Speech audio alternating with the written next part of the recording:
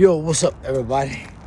Like I was saying, there's a big disconnect between the young guys and the old guys. And like I see, there's nobody teaching these young guys.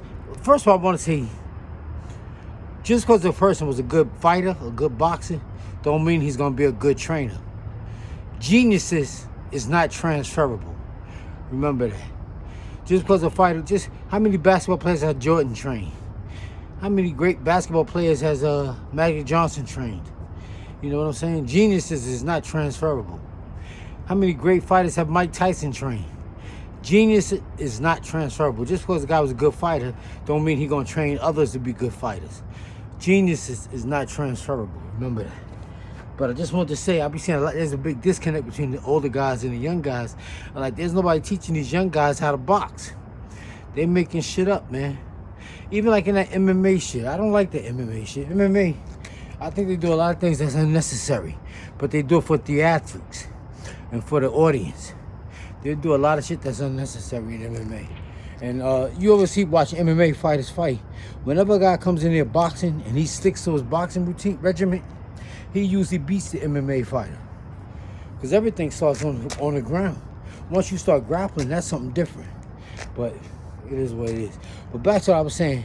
When you're boxing a guy like Floyd likes to counterpunch.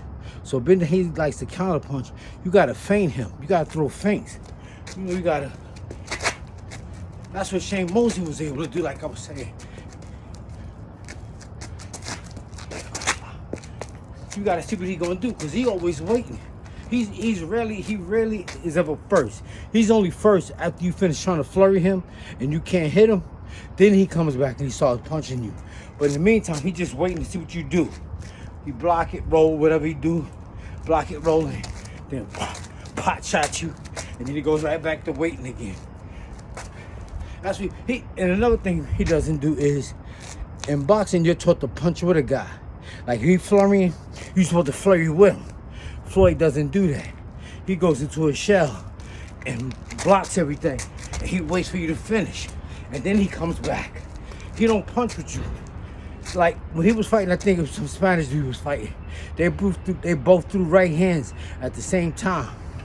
And the guy clocked Floyd with a right hand at the end of the bell. And he couldn't jump on him because the bell had rung and they had to go back to their corners. But he rarely ever punches with a guy. You know, he waits till you finish. So if you in there rolling, and he goes into his shell.